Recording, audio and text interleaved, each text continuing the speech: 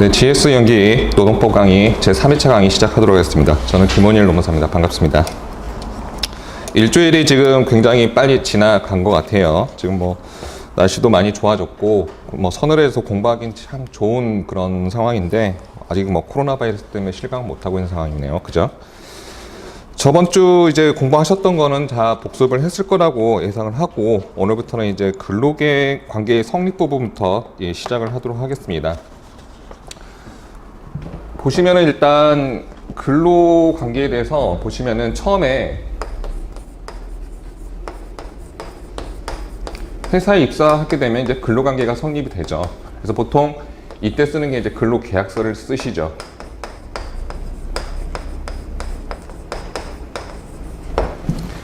그래서 입사를 하시고 근로 계약서를 쓰시고 하시면은 이때 이제 근로 조건에 대한 내용들이 어느 정도 있습니다.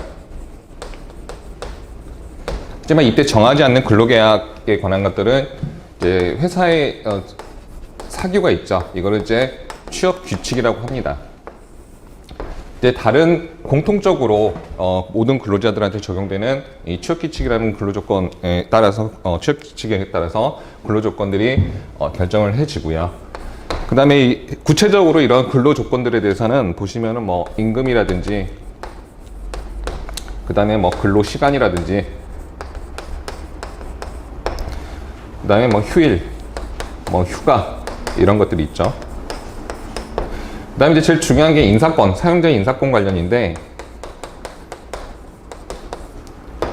뭐 여기에 뭐 징계가 대표적인 거고요. 그 다음에 뭐 전직이라든지 뭐 전보라고 하죠. 뭐 전적이라든지 뭐 휴직이라든지 이러한 것들을 이제 규율을 받게 되죠.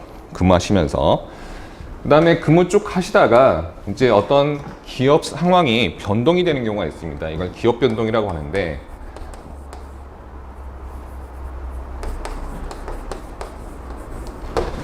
예를 들어서 뭐 회사가 분할을 했다든지 영업이 양도됐다든지 이런 기업 변동 하에 근로관계가 어떻게 존속되는지 뭐 이런 것들이 이제 문제가 되죠. 그다음에 회사를 쭉 다니다가 회사를 퇴사를 하는 경우가 있죠. 이제 근로관계의 종료 부분인데 근로자의 의사에 반해서 이제 사용자의 일방적인 의사표시에 따라서 행해지는 어떤 해고가 있고요. 그 다음에 정년에 도달해서 정년 퇴직이 있을 수 있고요. 그 다음에는 뭐 사망, 당사자 소멸이죠.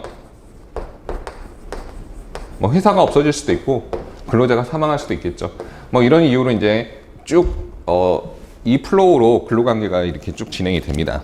그래서 오늘 공부하실 거는 이 근로관계의 성립 부분입니다. 근로관계 성립에서 중요한 건 이제 근로계약서를 통한 근로조건의 확정이겠죠. 그래서 그 다음에 이제 뭐 사용자의 의무는 뭐고, 근로자의 의무는 또 뭐고, 권리는 뭐고 이런 것들을 쭉 살펴볼 겁니다. 그래서 일단 교재를 보시면서 쭉 한번 설명을 좀 드리도록 하겠습니다. 교재 49페이지입니다. 제2장 근로관계의 성립 이렇게 되어 있죠. 그래서 오늘 공부하실 부분은 이제 근로관계 성립 부분입니다. 챕터 9번 근로관계 계약 당사자의 권리와 의무 있죠. 그래서 조문이 있습니다. 보시면 제2조 정의 보시겠습니다. 제4호에 근로계약이란 근로자가 사용자에게 근로를 제공하고 사용자는 이에 대해 임금을 지급하는 것을 목적으로 체결된 계약을 말한다. 이렇게 되어 있죠. 그래서 핵심은 근로를 제공에 밑줄을 하나 그어주시고요. 이제 근로자는 사용자한테 근로를 제공합니다. 그리고 그 대가로 임금을 지급을 받죠. 그래서 임금을 지급 여기에 밑줄을 하나 그어주세요.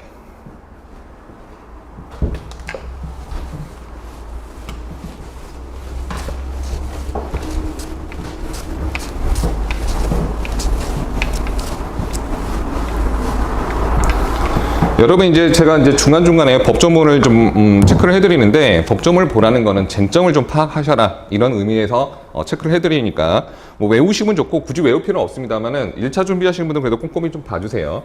자, 근로계약의 정의에 대해서는 이제 근로기준법 근기법 2조 제4호에 1항 4호에 규정이 되어 있습니다. 그래서 이 근로계약이라는 거는 사용자랑 근로자가 체결을 한 거죠. 그래서 근로자는 사용자한테 노무를 제공합니다. 그래서 근로를 제공하죠. 사용자는 그 대가로 근로자한테 임금을 지급합니다. 그래서 근로를 제공하고 임금을 받는 이 목적으로 체결된 계약을 근로계약이라고 하죠. 저번 주 우리가 배웠을 때 그 근로기준법상 근로자의 개념에 대해서 이 근로계약을, 그게 왜 문제되냐면 근로계약을 체결하면 문제가 안 됩니다. 근로자로 서로 인정을 한 거기 때문에. 하지만 근로계약이 아니라 용역계약이라든지 프리랜서 계약이든지 도급 이런 계약을 체결하면서 사실상 그런 노무를 제공한 사람이 근로자에 해당하는지, 이게 이제 주요 쟁점이었던 거죠. 저번 주 공부하셨던 내용 중에서. 그 다음에 민법을 볼게요. 이제 근로기준법에서 정하지 않은 것들은 일반법인 민법이 적용됩니다. 저번에 이제 법원의 어떤 경합 이런 부분을 설명드렸었는데, 자, 특별법하고 일반법하고 경합이 되는 경우는 특별법이 우선 적용된다고 말씀을 드렸었죠. 그래서 여기서 특별법은 근로기준법이 될 수 있고요. 일반법은 민법입니다. 이 민법이라는 거는 사인 간의 모든 계약 관계를 규율하는 일반적인 법입니다. 하지만 그 중에서 근로관계에 대해서는 특별히 근로기준법에서 별도로 정하고 있는 거죠. 그래서 이 근로기준법에서 정하지 않은 것들은 민법이 그대로 적용됩니다. 기한이라든지 기간 이런 것들, 그 다음에 사직의 의사표시를 언제 해야 되는지 이런 것들은 이 민법에 따라서 결정이 된다고 보시면 되세요. 그래서 민법을 좀 잠깐 볼 건데 외울 필요는 없고 민법에서 어떠한 부분이 규정되는지를 좀 보겠습니다. 자, 민법 볼게요. 조문에서 제655조 고용의 의의라고 되어 있죠. 여기서 이제 근로계약이라고 생각하시면 되세요. 고용은 당사자 일방이 상대방에 대하여 노무를 제공할 것을 약정하고, 노무 제공이죠. 여기서 우리가 말씀드렸던 아까 근로 제공하고 같은 의미라고 보시면 됩니다. 상대방이 이에 대해서 보수를 지급할 것을 약정함으로써 그 효력이 생긴다 그랬죠. 그래서 보수는 임금이죠. 그 다음에 이제 657조가 조금 중요합니다. 권리 의무의 전속성이라고 되어 있어. 제1항 보시면 사용자는 노무자의 동의 없이 그 권리를 제3자에게 양도하지 못한다 그러죠. 자, 사용자는 근로자가 제공하는 이 근로를 이 근로자의 동의가 없이는 제3자한테 넘겨버리는 거, 이걸 양도라고 합니다. 이거를 양도를 못합니다. 원칙적으로. 그 다음에 2항 볼게요. 노무자는 사용자의 동의 없이 제3자로 하여금 자기에 가름하여 노무를 제공하지 못한다. 자, 근로자는 사용자한테 이 근로를 제공함에 있어서 본인이 직접 해야 되는 겁니다. 자기 대신에 제3자를 써서 노무를 제공하게 되면 이거는 근로자로 안 보는 거죠. 이거를 이제 근로관계의 종속성이라고 합니다. 우리가 저번 주에 그 근로자의 개념을 정의를 이제 살펴봤을 때 종속성이라는 개념이 많이 나왔었죠. 이건 이제 근로관계의 어떤 전속성이라고 보시면 돼요. 그때 이제 여기는 전속성이라고 돼 있고, 우리가 저번 주에 뵀던 거는 이제 종속성인데,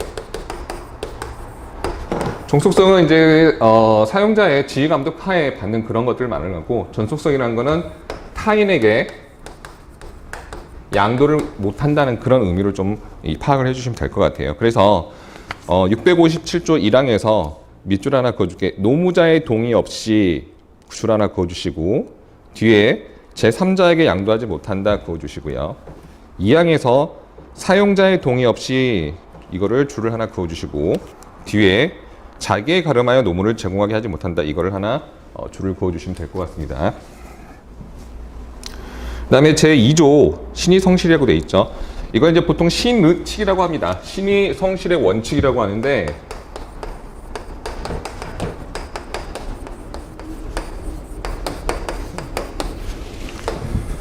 모든 권리와 의무는 이제 신의 성실에 쫓아서 성실하게 이행을 해야 된다. 성실하게 이행해라 이겁니다. 이거를 이제 줄여서 신의칙이라고 합니다. 여러분이 이제 교재를 보시거나 판례를 보시면 신의칙에 반한다 이런 것들이죠. 그래서 이 신의칙은 민법에서 전체적으로 전반적으로 적용되는 대원칙이라고 생각하시면 되세요. 특히 나중에 통상임금의 소송 부분에서 청구할 때 이 청구가 신의칙에 반하느냐 안 하느냐 이런 내용들이 나옵니다. 그래서 이 신의 성실의 원칙이라는 거는 전반적으로 다 적용이 된다라고 생각을 하시면 되시고요. 그 다음에 이제 부정경쟁 방지법을 한번 볼게요. 이건 이제 사실 노동법은 아닌데, 현실적으로, 문제가 많이 좀 되는 부분들이 있어요. 특히 이제 퇴사하시면서 기업의 어떤 비밀들, 이것들을 가지고 퇴사를 하시는 분들이 좀 있으세요. 그래서 이것들에 대한 보호를 하기 위해서, 정의를 이제 부정경쟁 방지법에서 정하고 있습니다. 그래서 제2조 정의 정도만 볼게요. 자, 영업비밀이란 공공연히 알려져 있지 아니하고 독립된 경제적 가치를 가지는 것으로서 비밀로 관련된 생산 방법, 판매 방법, 그 밖에 영업활동에 유용한 기술상, 경영상의 정보를 말한다 라고 돼 있죠. 그래서 공공연히 알려져 있지 아니, 여기까지 줄 하나 그어주시고요. 그 다음에 독립된 경제적 가치를 가지는 것, 이걸 줄 하나 그어주시고요. 그 다음에 비밀로 관리된 줄 하나 그어주세요. 그래서 영업비밀은 이 공공연히 알려져 있지 않아야 됩니다. 그래서 비공연성이라고 하고요. 독립된 경제적 가치, 이 부분은 경제적 가치가 이게 이제 핵심이고요. 그 다음에 비밀로 관리되어 있어야 됩니다. 그래서 이 세 가지 요소를 가지고 이제 영업 비밀이라고 규정을 하고 있습니다. 보통 이제 그 영업 비밀 유지 각서 이런 것들, 비밀 유지 각서 같은 걸 많이 쓰세요. 입사를 하시게 되시면. 그래서 퇴사를 하실 때 그 기업의 비밀이나 이런 것들을 가지고 다음에 이제 뭐 활용을 하시거나 유출을 하시게 되시면 이 부정경쟁 방지법 위반이 되는 겁니다. 자, 그 다음에 이제 본문 좀 볼게요. 자, 서설. 근로계약이란 근로자가 사용자에게 근로를 제공하고 사용자는 이에 임금을 지급하는 것을 목적으로 체결된 계약을 말한다. 그렇죠? 근로계약은 요걸 항상 유념해 두세요. 근로자는 근로를 제공하고 사용자는 그 대가로 임금을 지급한다는 거죠. 그래서 근로계약이 체결되면 주된 의무가 있고 부수적 의무가 있습니다. 이 근로계약들에서. 그래서 주된 의무에 밑줄을 하나 그어주시고 그 밑에 부수적 의무에 밑줄을 하나 그어주시면 될 것 같아요.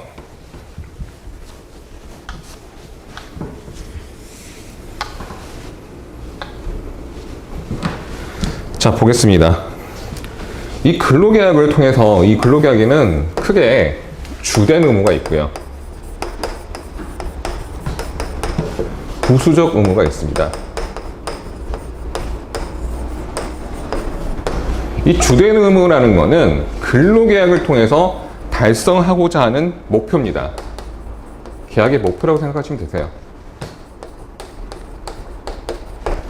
이 부수적 의무라는 것은 이 주된 의무를 이행하기 위해서 파생되는 의무라고 보시면 됩니다. 이 주된 의무와 부수적 의무는 이제 사용자, 근로자의 의무로 나눌 수가 있어요. 먼저 근로자는 뭘 해야 되죠? 근로를 제공해야 되죠. 그래서 근로 제공이 주된 의무입니다. 근로계약을 왜 체결합니까? 일을 하려고 체결하는 거죠. 사용자 입장에서는 그 노무 제공을 공급받기 위해서, 제공을 받기 위해서 하는 거고요. 그러면 사용자는 이 근로자의 근로 제공에 대해서 임금을 지급해야 됩니다. 그래서 임금 지급 의무가 사용자의 주된 의무입니다. 남한테 일을 시켰으면 돈을 줘야죠. 그죠? 그게 이제 시장 경제에 맞는 거고. 그래서 이 주된 의무가 있는 거죠. 다만 이제 부수적인 의무라는 거는 이 주된 의무 외에 파생되는 것들인데 뭘 근거로 가면 신의칙입니다. 아까 민법 2조 보셨잖아요. 신의 성실의 원칙. 이 신의칙에 따라서 파생되는 것들을 부수적 의무라고 해요. 요거는 이제 한번 쭉 보도록 하겠습니다. 쉽게 말하면 이제 사용자하고 근로자하고도 이제 나눌 수가 있는데 쭉 보시면은 근로자는 성실하게 근무해야겠죠.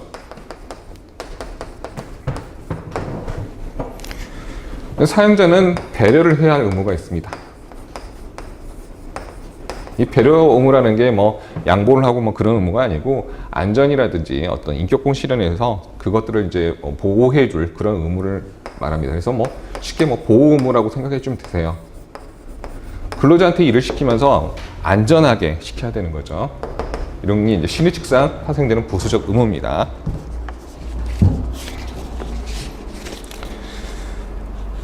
넘어갈게요. 밑에 이제 그 밑에서 두 번째 줄 보면은 근로자는 사용에게 이르 됐죠. 사용자가 빠졌습니다.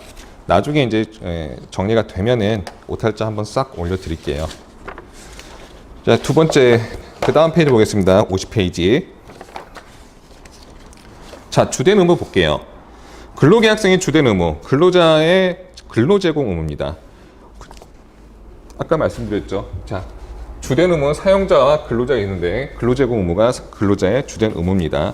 자, 첫 번째 볼게요. 근로제공 의무의 일신전속성이라고 그러죠. 일신전속이라는 거는 그 사람한테만 묶여 있다 이렇게 생각하시면 되세요. 타인이 어떻게 할 수가 없는, 타인이 뭐 대신해 주거나 양도를 받거나 이게 안 됩니다. 자, 근로제공 의무는 근로자의 기본적 의무로서 근로자는 그 자신의 노동력을 스스로 제공해야 된다. 그래서 근로자는부터 제공해야 여기까지 밑줄을 하나 쭉 그어주시고요. 그래서 보시면은 민법 657조 제2항 아까 말씀드렸죠. 조문 봤죠. 그래서 사용자의 동의 없이 근로자가 자기의 가름하여 제3자로 하여금 노무를 제공하는 걸 금하고 있습니다. 즉 근로자가 스스로 자신이 근로를 제공을 해야 되는 겁니다.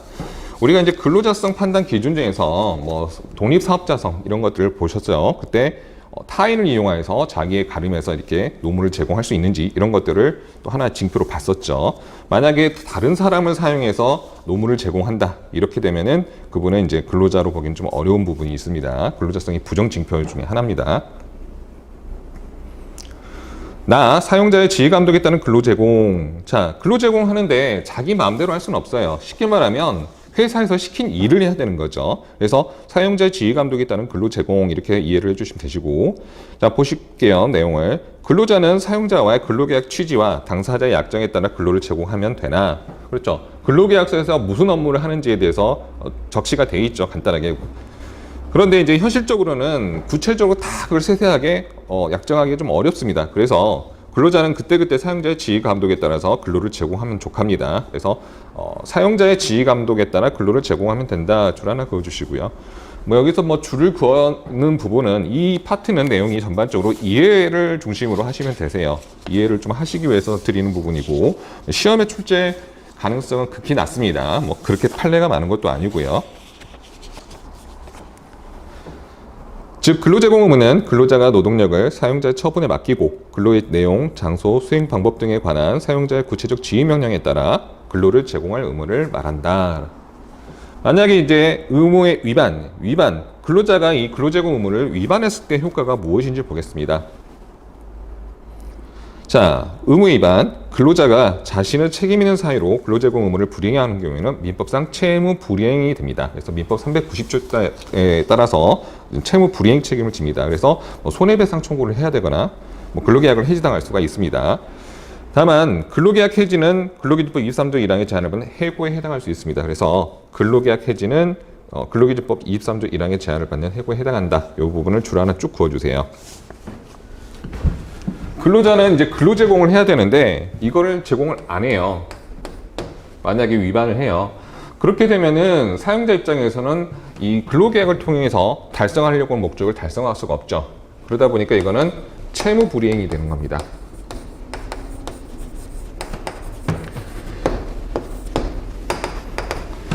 자, 여러분이 이제 민법 공부를 하셨거나 아니면 이제 하시게 될 건데 이 채무라는 거는 두 가지 뭐 크게 보면 두 가지 종류로 볼 수 있어요.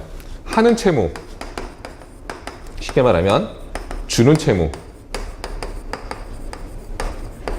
하는 채무는 어떤 행동이나 어떤 그 상대방, 채권자라고 하죠. 채무자는 그 의무를 이행해야 되는 사람을 채무자라고 하고요. 그걸 받는 사람을 채권자라고 합니다. 하는 채무는 이제 채권자를 위해서 뭔가 행동을 해줘야 되는 거죠. 주는 채무는 뭐 상자 그 채권자에게 뭘 주는 겁니다. 주는 것. 금전이 될 수도 있고요. 그죠? 어떤 부동산 계약을 체결했을 때 부동산을 넘겨야 될 의무가 있거나 이런 것들이죠. 그래서 뭐 주는 채무, 하는 채무 이렇게 좀 간단하게만 이해를 좀 하시면 되시고 가끔씩 이제 민법이라든지 형법이라든지 이런 내용들이 이제 연관돼서 나오는 것들은 그때그때 조금씩 설명을 해 드릴게요. 이해를 위해서만 하는 거지 뭐 여러분이 암기를 해야 되거나 뭐 답안지에 꼭 열심히 써야 되는 부분은 아니라고 봅니다. 그래서 채무 불이행하게 되면 사용자 입장에서는 목적을 달성할 수 없죠. 그래서 손해배상 청구를 할 수 있습니다.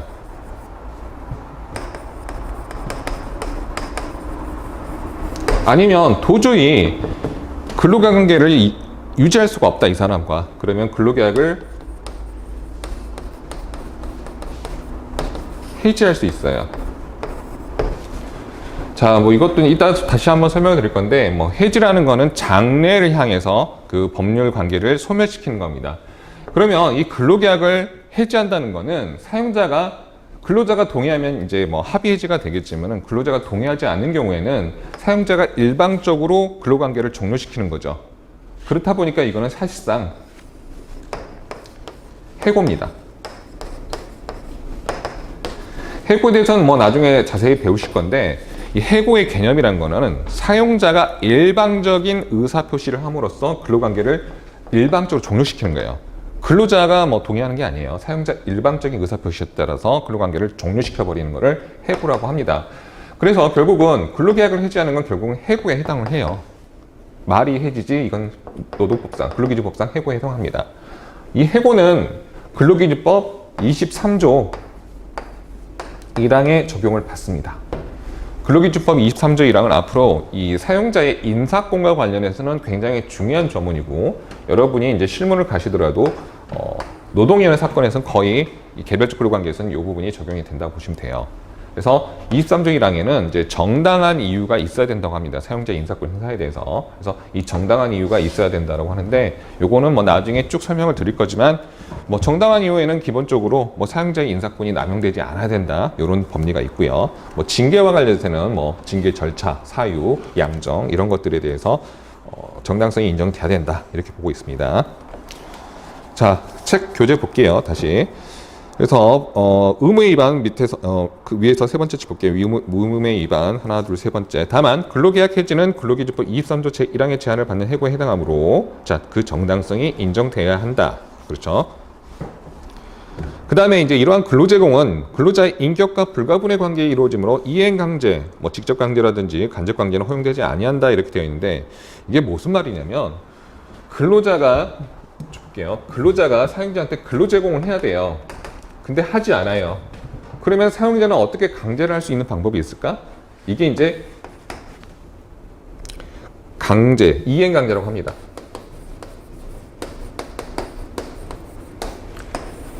근로제공을 강제할 수 있느냐, 이게 문제가 되는 거죠.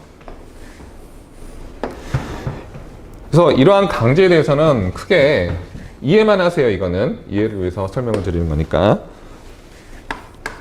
직접 강제가 있고요, 간접 강제가 있습니다.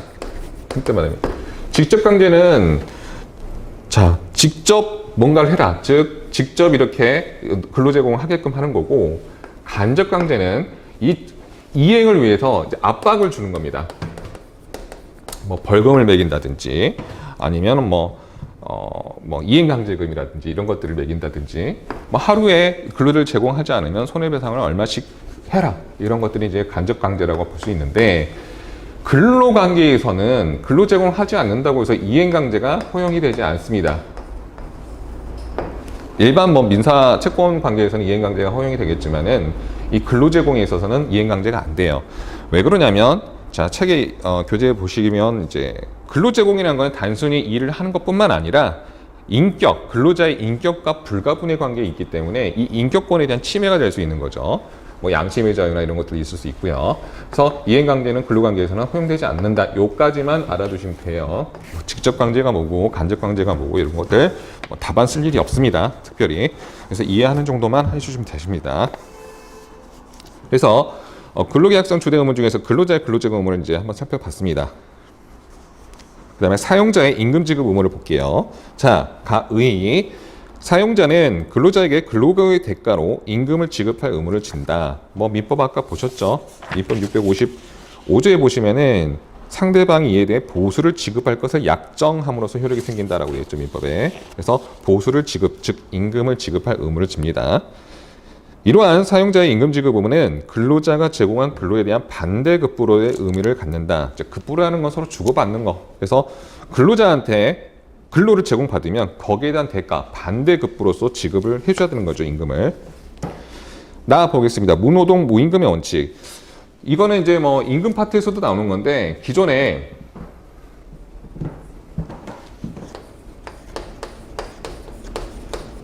이 임금의 성격에 대해서 생활보장적 임금과 어떤 교환가치로서의 임금, 즉 일을 한 것에 대한 보상, 이런 걸로 나눠졌다고 보는 이분설이 있었어요. 자, 임금은 근로자가 근로를 제공한 그 대가이기도 하고 그 나머지는 뭐 생활보장적, 근로자가 어느 정도 생활을 해야 하기 때문에 보장을 해야 되는 그런 보장적 측면에서 이렇게 구분된다라고 봤던 게 예전에 이제 대법원 전원 합의체 판결로 이 생활보장적 임금이라는 건 있을 수 없다.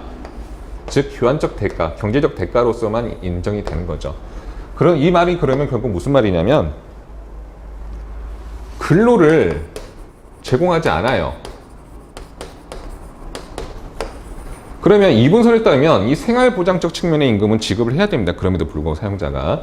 하지만 이제 대법원 판례가 바뀌고 요즘 전반적으로 다 학계에서도 이 경제적 대가로서의 임금만 인정을 하기 때문에 근로를 제공하지 않으면 임금도 없는 거죠. 이거를 무노동 무임금의 원칙이라고 합니다. 일을 하지 않으면 임금이 지급되지 않는다. 이게 이제 무노동 무임금의 원칙입니다. 두 번째 줄 볼게요. 무노동 무임금 원칙에서 근로를 제공하지 않은 경우에는 원칙적으로 임금 지급 의무가 없다라고 되어 있습니다. 그래서 요거를 줄 하나 쭉 그어주세요. 근데 예외적으로 지급해야 되는 경우들이 있습니다. 뭐 나중에 보시겠지만 예외적으로 뭐 휴업수당이라는 게 있을 수 있어요.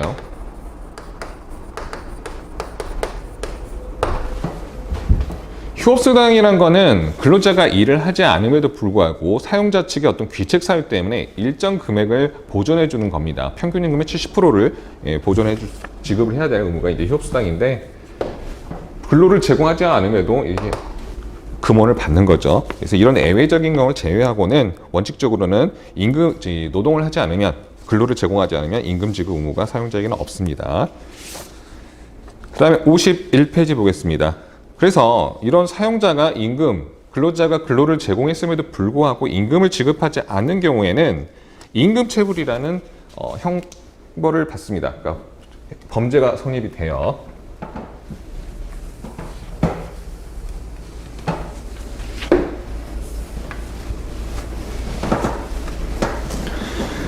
자, 이거를 이제 근로를 제공하지 않았음에도 불구하고 뭐 사용자가 임금을 지급하지 않았다든지 아니면 뭐 퇴직을 했는데 1년 이상 계속 근로를 했음에도 불구하고 퇴직금을 지급하지 않았다는 등 이렇게 사용자가 근로자에게 지급해야 될 임금을 전체적으로 지급하지 않은 경우를 임금체불이라고 합니다. 일반적으로.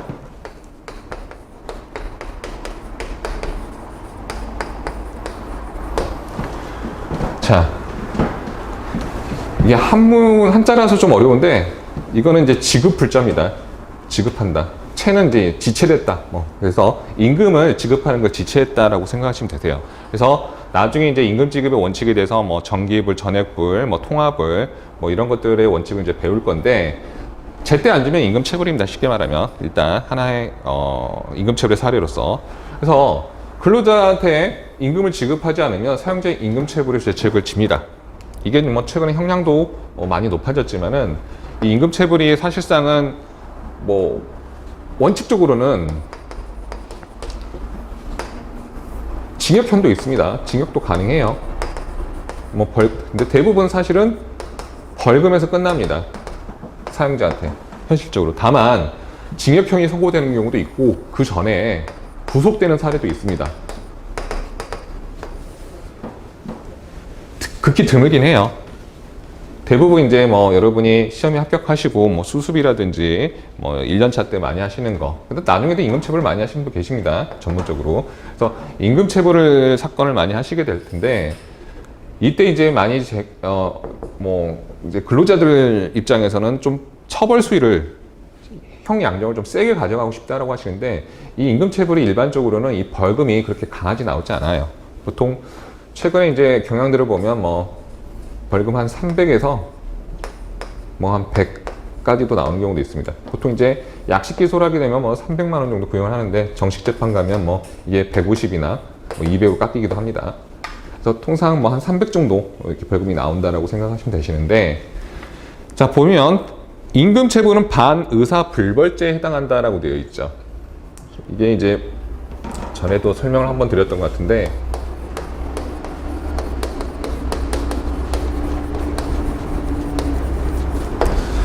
이게 노동법에서 공부해야 할 쟁점은 사실은 아니고요. 여러분 이해를 돕기 위해서 하는 건데, 요거 이제 형법에서 나오는 개념입니다. 여기서 반자는 반대해서라는 뜻이라고 보면 돼요. 그리고 의사는 피해자의 의사입니다. 불벌은 벌을 하지 않는다. 아니 불자를 써가지고 이런 겁니다. 이게 이제 쉽게 말하면 합의를 하면 처벌을 안 합니다. 쉽게 말씀드리면 이거를 이제 정식 명칭이 되면 피해자의 의사에 반해서 처벌할 수 없는 범죄 이렇게 생각하시면 돼요.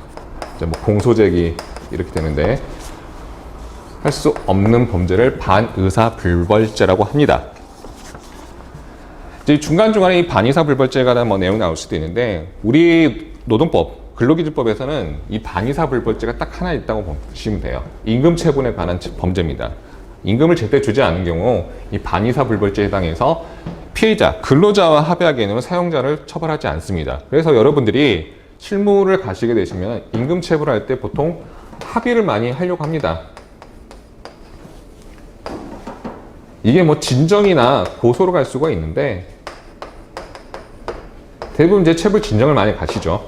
이 진정이라는 거는 이제 여러분이 나중에 시험 합격하셔서 면접 볼 때도 물어봅니다. 진정이 뭐, 고소가 뭐냐. 이 진정이라는 거는 행정 절차라고 보시면 돼요. 행정 민원입니다. 종류가. 그래서 자, 우리 사업장에서 사업주가 법 위반 사실이 있는 것 같으니 이걸 좀 해결을 해주세요라고 행정 민원을 제기하는 겁니다. 이 고소는 뭐냐면 우리 사업주, 사장님을 처벌해달라. 이게 이제 목적인 거죠. 진정을 제기했더라도 합의가 안 되고 그러게 되면 이 고소와 마찬가지로 형사 입건을 합니다. 하지만 이 단계에서 보면 대부분 이 진정을 많이 하시고 고소를 하더라도 합의를 하면 마찬가지입니다만 합의를 많이 유도합니다. 현실적으로. 그래서 합의를 하게 되면은 이제 서로 금액 다툼에서 조금 뭐 이견이 있다 보니까 그 중간 단계에서 합의를 액수를 정하고 형사처벌을 원하지 않는다라는 표시를 하는 겁니다. 이 수사기관에 대해서. 참고로 여러분 이제 고용노동부의 이 근로감독관 분들이 이제 업무를 하시죠. 이 근로감독관들은 특사경입니다. 특별사법경찰관이에요.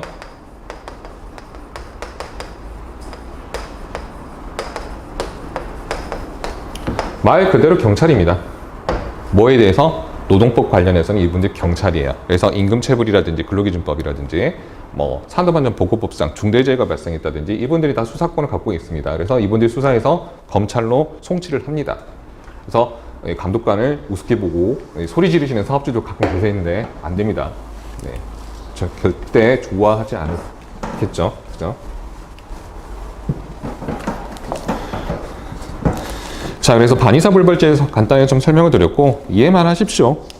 뭐 되게 중요한 건 아닌데 여러분이 법을 처음 접근하시는 분들이 좀 많다 보니까 이 용어에 대해서 생소한 분들이 너무 많으세요. 그래서 어려워하시고 하시는데 그때 이제 제가 여러분이 공부를 함에 있어서 이해할 수 있는 정도만 설명을 좀 드릴게요. 깊게 파고 공부할 부분도 아니고 중요하지도 않습니다. 실무적으로 보시면은 이제 나중에 이제 이게 이 말이구나 이제 체감하실 수 있는 때가 올 겁니다.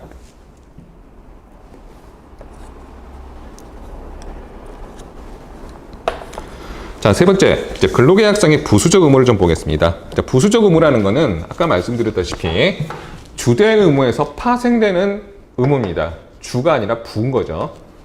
그래서 이 근거는 신의 측에서 발생한다. 이렇게 좀 이해를 해주시면 되시고요. 자, 첫 번째 근로자의 부수적 의무를 보겠습니다. 근로자의 부수적 의무는 전반적으로 이제 성실하게 근무해라. 그래서 이 성실하게 근무하는 내용이 비밀 유지 의무가 있고 경업 금지 의무가 있습니다. 대표적으로. 그다음 뭐 사고 대처 의무나 뭐 수뢰 이런 것 금지 의무가 있는데 크게 이제 두 가지 정도가 이제 좀 쟁점이 될 수 있습니다. 첫 번째 비밀 유지 의무입니다. 자, 비밀 유지라는 거는 근로자가 재직 중에 알게 된 사업상의 어떤 비밀을 계속 유지해야 될 의무인 겁니다. 자, 내용 보겠습니다. 가 비밀 유지 의무. 근로자는 재직 중에 밑줄 하나 그어주세요. 근로자는 재직 중 알게 된 사업이나 영업상의 비밀 또는 노하우를 다른 제3자에게 누설하지 않을 의무를 부담하는데 이를 비밀 유지 의무라고 합니다. 이러한 비밀 유지는 원칙에 동그라미 하나 해주세요. 원칙적으로는 근로계약 전속 중에만 부담합니다. 즉 계속 현재 근로를 하고 있는 사람한테만 적용이 되는 거죠. 다만 별도의 특약이 있는 경우, 특약에 동그라미 하나 해주세요. 특약이 있는 경우에는 퇴사 후에도 의무를 부담합니다. 보통 이제 큰 회사 같은 경우는 비밀 유지 각서를 작성을 합니다. 거기서 재직 중이라든지 퇴사 후에도 이런 비밀을 유지할 것을 다짐한다, 서약한다. 그렇지 않을 경우에는 손해배상, 민형사상 책임을 지겠다. 이런 내용의 그 비밀 유지 각서 이런 것들을 작성하는 경우가 있습니다. 그래서 이런 특약이 있는 경우는 퇴사 후에도 그런 의무를 부담을 합니다. 그러면 이제 영업 비밀에 해당해야 이걸 보호를 해줄 거잖아요, 그죠? 그래서 영업 비밀은 자 보십니다. 교재 네 번째 줄. 이때 영업 비밀은 재직 중 직무상 취득하게 된 지식이나 정보가 모두 해당하는 건 아니에요. 모든 것들 다 영업 비밀이라고 하면 근로자가 어떤 보호를 유지를 해야 될 게 너무 커다 보니까 근로자 보호에 좀 불안하겠죠. 자, 보시면 이제 이와 관련해서 부정경쟁 방지 및 영업비밀 보호에 관한 법률 제2조 2항은 영업비밀을 이렇게 규정을 하고 있습니다. 영업비밀이란 공공연히 알려져 있지 아니하고 그래서 공공연히 알려 있지 않은 여기에 줄 하나 그어주시고요.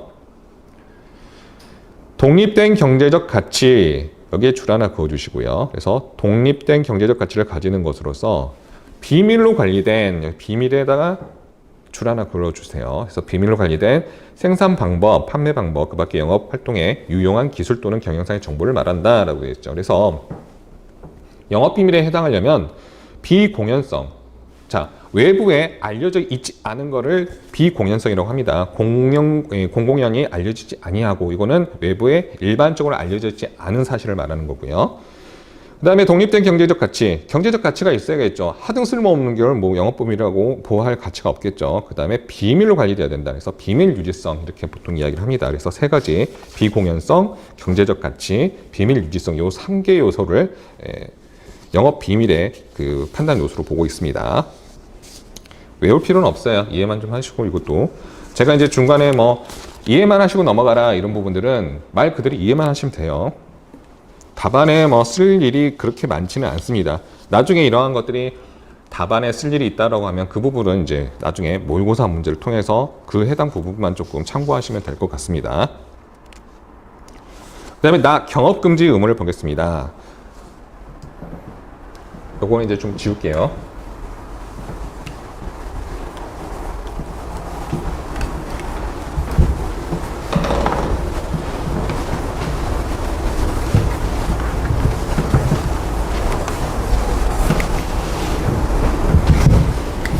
경업금지는 이제 판례가 있기 때문에 조금 자세히 보셔야 되는데 이제 근로자의 부수적 의무 중에 하나죠. 경업금지. 경이라는 거는 경쟁업체입니다.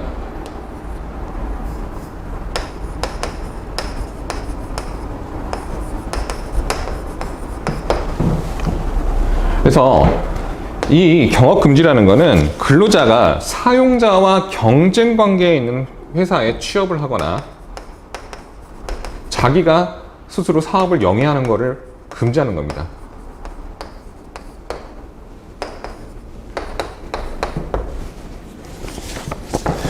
자, 보겠습니다. 경업금지 의무. 경업금지 의무, 이걸 경업피지 의무, 자, 피해야 될 의무, 이렇게라도 이야기하는데 보통 경업금지 의무라고 합니다.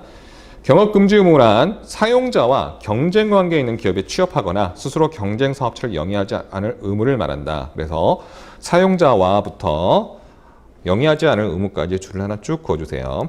그래서 경업금지 의무는 사용자와 경쟁 관계에 있는 업체, 회사에 취업을 하지 않거나 사업을 본인이 영위하지 않을 의무를 말합니다. 이와 관련해서 상법에 규정이 있고요. 자, 이것도 역시 신의성실의 원칙에서 인정되는 의무입니다. 자, 경업금지 의무는 근로자의 재직 중에만 적용되는 것이 원칙입니다. 그래서 이거는 재직 중 똑같습니다. 아까 비밀 유지 의무와 원칙적으로는 재직 중 재직중 의무입니다. 다만 특약이 있다. 경업금지 서약서라든지 이런 특약이 있다라고 하는 경우에는 퇴직 후에도 인정이 됩니다. 근데 여기서 이제 문제가 발생합니다. 쟁점이. 왜 그러냐면 보통 이직을 하건, 보통 이제 이직이라는 게 직장, 지금 다니고 있는 회사를 이탈하는 걸 전반적으로 큰 의미에서 이직이라고 할 수 있는데, 우리가 일반적으로 이직이라고 하면 타 직장, 현 직장에서 타 직장으로 옮기는 거를 보통 말을 하죠. 물론 이제 고용보호법상 이직이라고 하는 거는 지금 직장에서 일을 그만둔 것 자체를 이직이라고 봅니다. 실업급여 사유나 이런 것들에 대해서. 하지만 일반적으로 우리가 말하는 이직이라는 거는 다른 회사로 옮기는 거죠. 그러면 이 이직을 하게 되면 보통 동종업계에 많이 갑니다.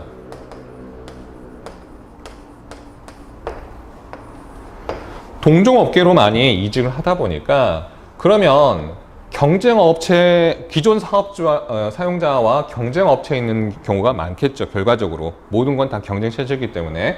그런 경우에 이 퇴직 후에 특약이 있다라고 하면 이 퇴직 후에도 이게 적용된다고 치면 동종업계로 이직 자체가 불가능한 거 아니냐, 이게 이제 문제가 되는 거죠. 즉 근로자의 직업 선택의 자유라든지 뭐 직장 선택의 자유, 이런 것들이 침해받을 수가 있는 거죠. 이 경업금지 의무에 따라서. 그래서 이거를 어떻게 해석을 할 것이냐, 해석에 문제가 있습니다. 퇴직 후에도 적용된다고 하는데 어느 정도까지 인정을 해줘야 될 것이냐, 이게 이제 문제가 되는 겁니다. 자, 밑에서 세 번째 줄 보겠습니다. 경업금지 의무는 근로자의 재직 중에만 적용되는 것이 원칙이나 특약이 있는 경우 퇴직 후에도 적용될 수 있다라고 했죠. 그래서 퇴직 후에 적용될 수가 있습니다. 그러나 퇴직 후에 경업금지 의무는 당사자의 특약이 있는 경우 근로자의 직업 선택의 자유와 근로의 권리를 부당하게 제한하지 않는 범위 내에서만 인정된다고 할 것이다 라고 되어 있죠. 자, 퇴직 후에도 이게 인정된다고 보면 이게 또 한계가 있는 거죠. 어디까지 인정을 할 것이냐, 경업금지 의무를. 그래서 근로자의 직업 선택의 자유라든지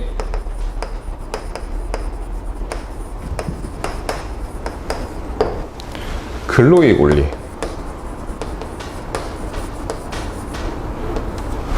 요거를 침해하지 않는 범위 내에서 이제 인정을 해준다는 거죠. 그 다음 페이지 볼게요. 판례를 보면서 이제 내용을 설명을 좀 드리도록 하겠습니다. 퇴직 후 경업금지 약정의 유효성 판단, 이렇게 되어 있죠. 과연 경업금지 약정이 있는데 어느 선까지 인정을 해줄 것인지, 유효성이 얼마나 그 판단 기준이 무엇인지에 대해서 설명을 좀 하겠습니다. 자, 두 번째 줄부터 보겠습니다. 첫 번째 줄 끝부터 볼게요. 자, 그와 같은 약정이 헌법상 보장된 근로자의 직업 선택의 자유와 근로권을 과도하게 제한하거나 자유로운 경쟁을 지나치게 제한하는 경우, 그래서 줄을 하나 쭉 그어주세요. 직업 선택의 자유부터 제한하는 경우, 즉 근로자의 자유를 제한하는 거죠. 이렇게 제한하는 경우에는 민법 제103조에 정한 선량한 풍속 기타 사회질서에 반하는 법률행위에서 무효라고 봐야 되며, 민법 103조에는 반사회적 법률행위라고 해서 선량한 어떤 사회질서에 반하면 무효라고 봅니다. 그 법률행위를. 그래서 민법 103조 하나 그어주시고요. 뒤에 무효 하나 그어주세요. 줄을. 그래서 지나치게 근로자의 자유를 제한하게 되면 103조 위반으로 무효가 됩니다. 즉 그런 경업금지 약정이 무효가 되는 거죠. 그러면 이 유효인지 무효인지에 대한 판단에 대한 기준을 이제 판례가 설치를 하고 있는데, 그 다음 줄에 보면 이와 같은, 자, 꺽쇠 하나 해주세요. 여기 파트에 어디까지 주시냐면 경업금지 약정의 유효성에 관한 판단은, 여기를 하나 꺽쇠를 해주세요. 경업금지 약정의 유효성에 관한 판단. 자, 줄 한번 쭉 긋겠습니다. 보호할 가치 있는 사용자 이익, 근로자의 퇴직 전 지위, 경업 제한의 기간, 지역 및 대상 직종, 근로자에 대한 대가 제공 유무, 근로자의 퇴직 경위, 공공의 이익 및 기타 사정을 종합적으로 고려해라 라고 되어 있죠. 그래서 경업금지 약정이 유효한지는, 자, 보호 가치가 있느냐, 그 다음에 근로자가 퇴사하기 전에 어떤 지위에 있었느냐. 아무래도 높은 지위에 있는 사람들은 좀 더 그 경업금지 약정이 더 유효할 가능성이 좀 높습니다. 그다음에 제한 기간, 직역, 대상. 왜냐하면 이 경업금지랑 의무가 있는 거는 사용자와 경쟁 관계에 있는 업체에 취업을 하는 거를 이제 금지하는 거잖아요. 그래서 이 기간이 너무 길면은 이것도 이제 근로자의 직업 선택의 자유를 침해할 소지가 크다라고 볼 가능성이 많고요. 그다음에 지역, 같은 지역이 아니라 다른 지역임에도 불구하고 즉 경쟁 구도가 아닐 수도 있다는 거죠. 그래서 지역이나 이런 것들, 대상 직종, 다른 직종이면 또 다르게 볼 수도 있고요. 그래서 이런 것들도 고려 대상이 되는 거고, 자, 근로자한테 네가 우리 동종 업계에 취업하지 못해라고 하면서 별도의 어떤 대가를 제공했느냐 아니면 하지 않았느냐, 이거에 대한 판단도 하나의 요소가 됩니다. 그래서 뭐 외워주시면 좋고요. 이것들은 좀 나중에 혹시 뭐 경업금지 약정에 대한 출제가 될 수 있는 가능성이 전혀 없다라고 할 수는 없기 때문에 이 경업금지 약정의 유효성 판단 기준은 꼭 하나 좀 외워두시면 좋을 것 같습니다.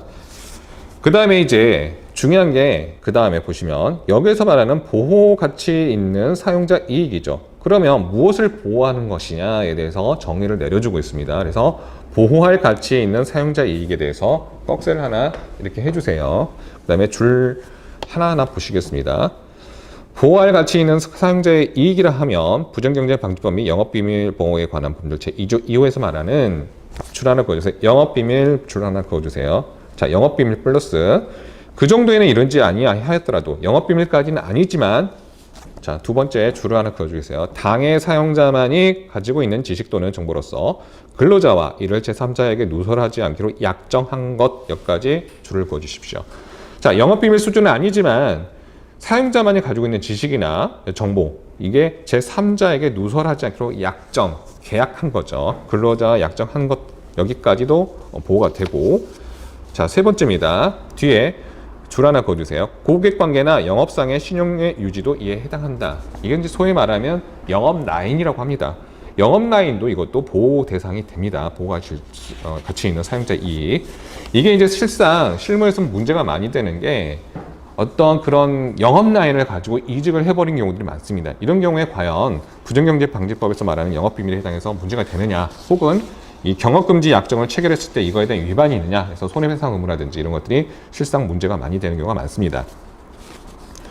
그래서 판례는 꼭 하나 정리를 좀 해주셨으면 좋겠습니다.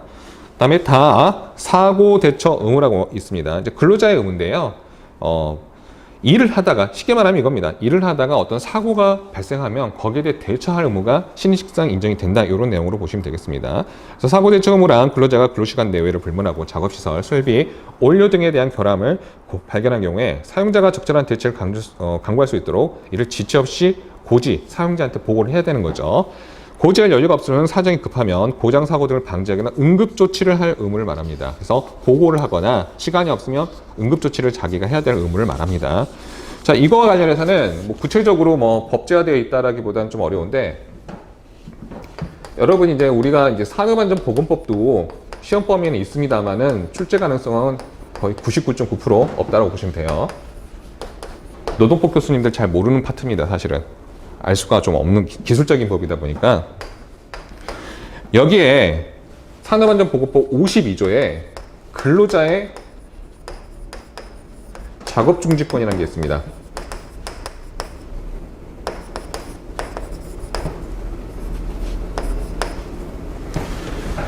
이게 뭐냐면 근로자가 일을 하다가 사고가 날 것 같아요.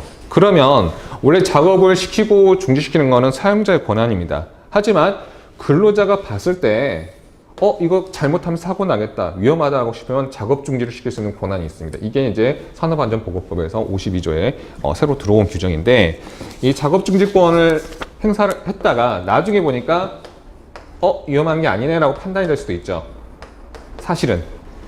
그런데 이거를 잘못 판단했다는 이유로 이제 근로자한테 불이익 처분하거나 이런 것들을 금지하고 있습니다. 그래서 그냥 이런 규정이 있다 정도 하나 체크 좀 해주세요. 그래서 사고 대처 의무 하나로서 이런 권리라고 되어 있죠. 중지권, 이런 규정도 있더라. 그다음에 수뢰 금지 의무인데, 근로자가 일하면서 타 업체, 거래업체나 이런 데로부터 뇌물이나 이런 것도 못 받게 하는 그런 의무를 말하는 거죠. 보통 이제 이런 경우는 회사에서 징계 사유로 규정을 하고 있습니다. 그 다음에 이제 근로자의 부수적 의무, 성실 위반 효과. 자, 근로자가 이 부수적 의무를 위반한 경우에도 예, 채무 불이행 책임을 부담하거나 중대한 사고로 사용자한테 손해를 끼치면 손해배상 책임을 집니다. 그리고 정말 이 사람과 근로를 할 수 없겠다라고 판단되는 경우 이제 해고나 근로계약 해지를 할 수 있고요. 다만 이런 경우는 해고에 해당하니까 23조 1항 제한을 받는다. 이렇게만 정리를 하시면 되겠습니다. 사용자의 부수적 의무를 보겠습니다. 2번. 자, 사용자는 근로계약에 수반되는 신입사상 부수적 의무로 안전배려 의무와 인격배려 의무가 있습니다.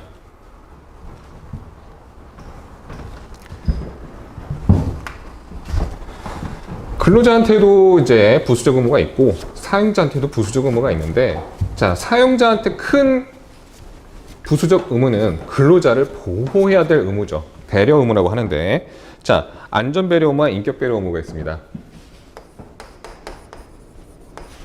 사용자의 이제 부수적 의무로서는 안전배려와 인격배려 의무가 있어요.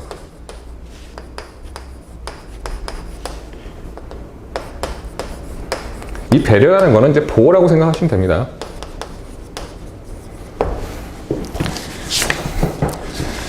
자, 안전배려 의무 보겠습니다. 사용자는 부수적 의무로 53페이지입니다. 사용자는 부수적 의무로 근로자가 노무를 제공하는 과정에서 생명, 신체 건강을 해치는 일이 없도록 필요한 조치를 강구해야 되는 안전배려 의무를 부담한다. 이러한 안전배려 의무는 판례에서도 인정을 하고 있습니다. 그래서 사용자가 이 안전배려 의무를 지키지 않아서 근로자가 다쳤거나 이런 경우는 사용자는 채무불이행 책임을 집니다. 그리고 불법행위 책임도 집니다. 그래서 위반 시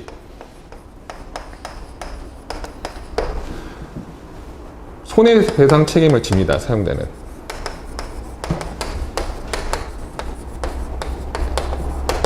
이 손해배상 책임을 지게 되는데, 이거는 이제 채무불이행 책임이기도 하고요. 불법행위에 의한 손해배상 책임일 수도 있습니다. 불법행위라는 것은 고의 과실로 타인에게 손해를 입히는 경우를 불법행위라고 합니다. 위법상. 그래서 이 두 가지가 경합을 할 수도 있어요. 둘 다 인정이 되면 경합되는 겁니다. 어느 것을 하더라도 손해배상은 실제 범위에서 크게 차이는 없습니다. 그리고 사실은 이제 근로자가 다치게 되면 이제 산재가 보통 되죠. 산재가 되는데, 만약에 이 사업주한테 채무불이행 책임이나 불법행위 책임이 인정이 되게 되고, 사업주한테 이 사고 난 것에 대해서 과실이 100%다, 사업주가. 그러면 산재 보상 외에 추가적인 보상을 해줘야 될 의무가 있는 거죠. 추가적 보상을. 산재에서는 100%가 아닙니다. 그냥 근로자한테 과실이 있거나 없거나, 사용자가 과실이 있거나 없거나 상관없이 추가적 이 산재는 정해진 대로 그냥 일하다 다치면 보상이 됩니다. 하지만 이제 이 채무불이행 책임이나 불법행위 책임이 인정이 되려면 사업주가 채무를 불이행했거나 혹은 안전배려 의무를 위반해서 불법행위에 해당하는데 산재 보상보다 더 많은 손해가 발생했다라고 하면 그 부분에 대해서 추가적 보상이 사실상 발생하는 겁니다. 이 정도만 하시면 됩니다. 판례 볼게요. 사용자의 안전배려 의무. 사용자는 근로계약에 수반되는 신익상 부수적 의무로서, 그래서 근로계약에 수반되는 신익상 부수적 의무 줄 하나 그어주시고요. 피용자가 노무를 제공하는 과정에서 생명, 신체 건강을 해치는 일이 없도록 인적 물적 환경을 정비하는 등 필요한 처치를 강구해야 될 보호 의무를 부담하고, 그래서 보호 의무를 부담 밑줄 하나 그어주시고, 자, 이러한 보호 의무를 위반함으로써 피용자가 손해를 입은 경우 이를 배상할 책임이 있다라고 되어 있습니다. 그래서 피용자는 고용을 당하는 사람이기 때문에 쉽게 말하면 근로자입니다. 근로자가 손해를 입은 경우 이를 배상할 책임이 있다. 그래서 피용자부터 배상할 책임까지 줄 하나 그어주시면 됩니다. 그 밑에 판례 보겠습니다. 사용자의 안전배려 위반으로 손해배상 책임이 인정되는 경우. 자, 첫 번째 줄 끝에 보겠습니다. 자, 사고가 피용자의 업무와 관련성을 가지고 있어야 할 뿐만 아니라 그 사고가 통상 발생할 수 있다고 하는 것이 예측되거나 예측할 수 있는 경우라고 해야 될 것이다. 즉, 사용자의 안전배려 의무로서 손해배상 책임이 인정되려면은 업무와 관련성이 있어야 된다. 그래서 업무와 관련성 줄 하나 그어주시고, 그 다음에 통상 발생할 수 있다. 일을 하다 보면 그런 일이 발생할 수 있다라고 예측되거나 예측할 수 있는 경우여야 됩니다. 그래서 사고가 통상 발생할 수 있다고 하는 것이 예측되거나 예측할 수 있는 경우 여기까지 줄 하나 그어주시고요. 그래서 안전배려를 위반하게 되면은 사용자는 근로자가 입은 손해를 배상을 해줘야 되는데 채무불이행 책임이나 불법행위한 손해배상 책임이 인정될 수 있습니다. 그다음에 이제 인격배려가 뭔데요? 사용자는 신식당 부수적금으로서 근로자의 사생활, 명예 등 인격적 이익을 존중해야 될 의무가 있습니다. 이 관련해서 판례가 있는데요.